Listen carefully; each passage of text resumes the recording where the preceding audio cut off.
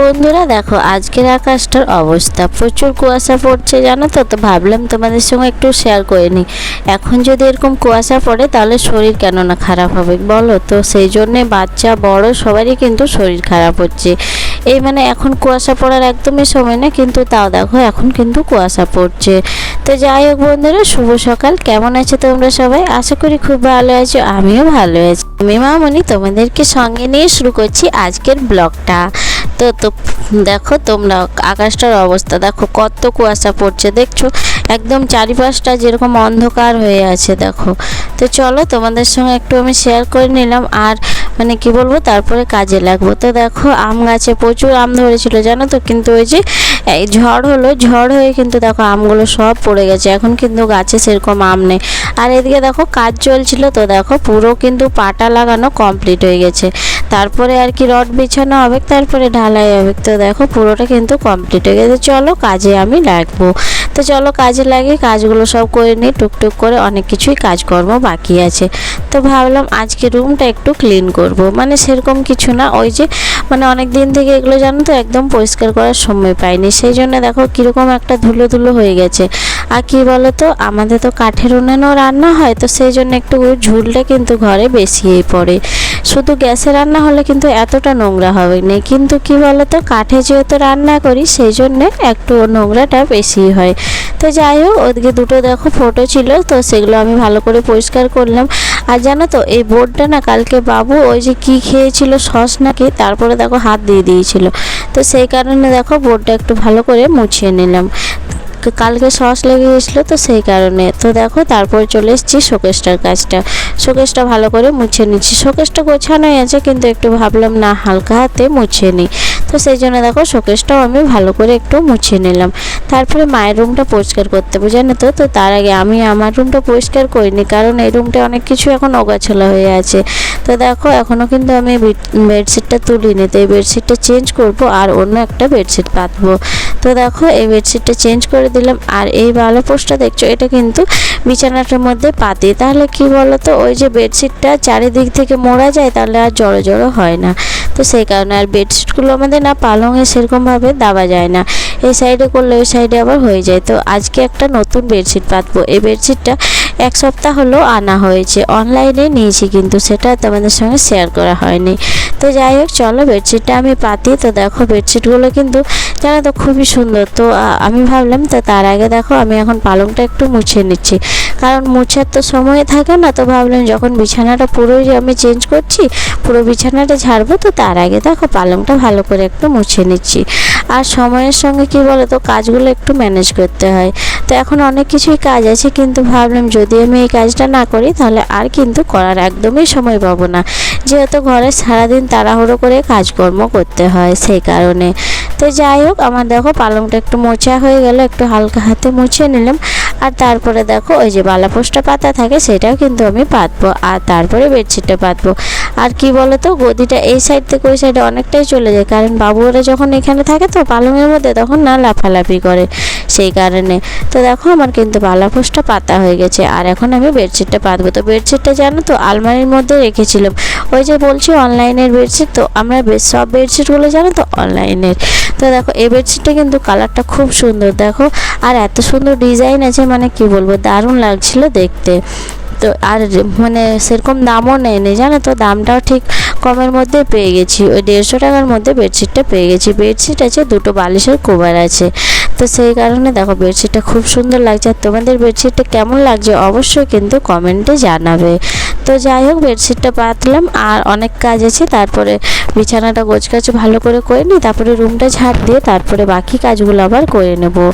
আর আজকে বাবুর বাবা আসবে, তো সেই জন্য দেখো কাজগুলো তাড়াহুড়োর মধ্যে করে নিচ্ছি, যেহেতু বাবার শরীরটা একদমই ভালো নেই জানো তো, কয়েকদিন ধরে বাবার শরীরটা খুবই খারাপ, তো সেই কারণে আজকে আসবে বলছিল, এখন আসবো না, কিন্তু বাবা যেহেতু হঠাৎ শরীর খারাপ হয়ে গেছে সেই কারণে আসতে হলো। তো কি করা যাবে, শরীর খারাপ তো ঘরে যদি কেউ না থাকে তাহলে ডাক্তার দেখানো এসব করা কিন্তু একটা ঝামেলার মধ্যে পড়ে যাবে। আর যেহেতু ভাইয়ের সকাল থেকে ডিউটি থাকে, আর ভাই যেহেতু নতুন নতুন ডিউটি জয়েন করেছে, তো ভাইকে এখন একদমই ছুটি নেওয়া যাবে না, তো ভাই ছুটি পাবে না, তো সেই কারণে আর কি আসা, যেহেতু বাবাকে ডাক্তার দেখাতে হবে, তো ওই জন্যে আর কি আসা। এখন বলছিল আসবো না, কিন্তু পরে আসবো, যেহেতু এখন আসার সেরকম কোনো সময় নেই। আর তারপরে আরেকটা কারণ হচ্ছে ঘরটা ঢালাই হবে, বাবার যেহেতু শরীর খারাপ, বাবা তো সেরকম মিস্ত্রিদের সঙ্গে থাকা, তারপরে যা কিছু দরকার সেগুলো কিন্তু বাবা একদমই করতে পারছে না, জানে তো, সেই কারণে আসতে হচ্ছে। তো সব দিকটা তো দেখতে হবে বলো। তো দেখো আমার কিন্তু বিছানাটা ভালো করে গোছগাছ করা হয়ে গেছে। আর এদিকে দেখো আমাদের পুচকিটা চলে এসছে, আর এসছিল বাবু, ওরা দুজনে খেলা করছিল। তো সকালে তো পড়তে বসাবার একদমই হাতে সময় নেই, আর সেই জন্য ওদেরকে পড়তে বসানো হয়নি। রবিবারটা একটু সময় পাই, তো যদি পারে ওরা কিন্তু পড়তে বসে, তো সেই জন্য। তারপরে দেখো বিছানাটা গোছগাছ করে নিয়ে, আর বেডশিটটা দেখো কি সুন্দর লাগছে, আমার কিন্তু দারুণ লাগছে বেডশিটটা, জানো তো দেখতে। সব বেডশিট থেকে কিন্তু আমার এই বেডশিটটাই বেশি ভালো লাগছে। আর এই বেডশিটটা জানো তো অনেকটাই বড়, মানে চারিপাশটা তোমরা তো দেখলে, চারিপাশটা ভালোভাবে কিন্তু ভালোভাবে টান টান করে বেডশিটটা কিন্তু আমি পাতলাম। তো চলো যাই হোক বাকি কাজগুলো করি। তো দেখো এদিকে সব কিছু পরিষ্কার করলাম, আর তারপরে দেখো ঘরগুলো সব ঝাড় দিলাম, আর তারপরে এদিকে দেখো আমি কিন্তু বাকি কাজ সব হয়ে গেছে। এখন আমি ঘরটা ভালো করে পরিষ্কার করে মুছে নিচ্ছি। তো ঘর মোছা হয়ে গেছে, আর পড়তে বসাবার একদমই সময় ছিল না। দেখো আমি কিন্তু ওদেরকে পড়তে বসাইনি, জানো তো, ওই যে নতুন বেডশিট দেখেছে, সেই জন্যে দেখো দুজনে কি সুন্দর পড়তে বসে গেছে।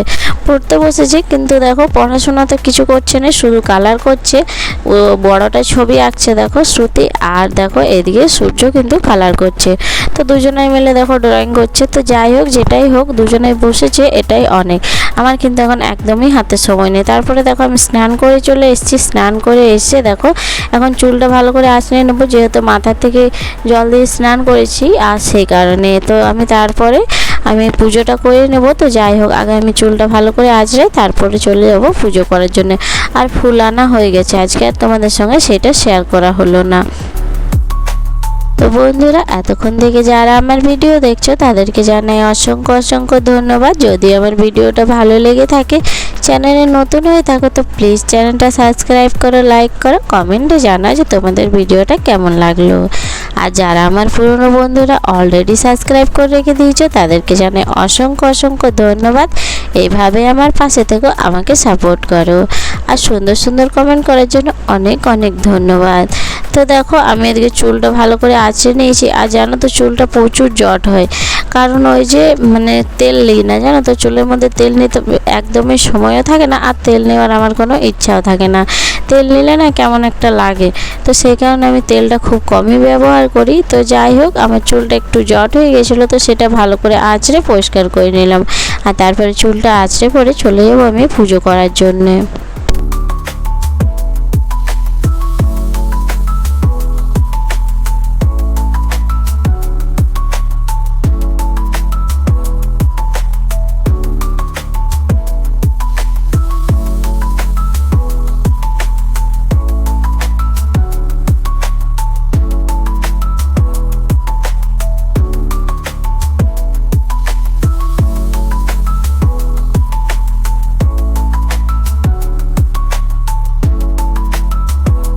পুজো করে আমি চলে এসেছি দেখো রান্নাঘরে এসে পরে দেখো উনুনটা ধরালাম, তারপরে ভাতের জন্য জলটা বস করালাম। ভাতের হাঁড়িটায় দেখো মাটি লেপা আমার হয়ে গেছিলো, আর তারপরে দেখো জল গরম হয়ে গেছে, আমি চালটাও দিয়ে দিলাম। আর কি বলো তো, চাল দেওয়ার আগে কিন্তু জলটা চাপালাম, তো তারপরে আমি একটু চা খেয়েছিলাম, তো সেটা তোমাদের সঙ্গে শেয়ার করা হয়নি। তো যাই হোক ওদিকে চালটা দিয়ে দিয়েছি, আর এদিকে দেখো টাইম কলেতে জল দিয়েছে, সে জল নিতে হবে, তো সেই জন্য জলটা নিয়ে নিচ্ছি। আর রান্নাবান্নাগুলোও কিন্তু শুরু করে দিয়েছি। তো এদিকে টাইম কলে জল নিচ্ছি, এদিকে দেখো রান্নাটা করে নিচ্ছি। আর এদিকে মাছের মধ্যে দেখো মাছ নেওয়া হয়েছিল, মাছের মধ্যে নুন হলুদ মাখালাম, আর তারপরে মাছটা ভাজবো। আর কি সুবিধা বলো তো আমার এই রান্নাঘরের মধ্যে, এই যে টাইম কলে জল এই সাইড থেকে পাইপ দিয়ে দিলে কিন্তু অনেকটাই সুবিধা হয়।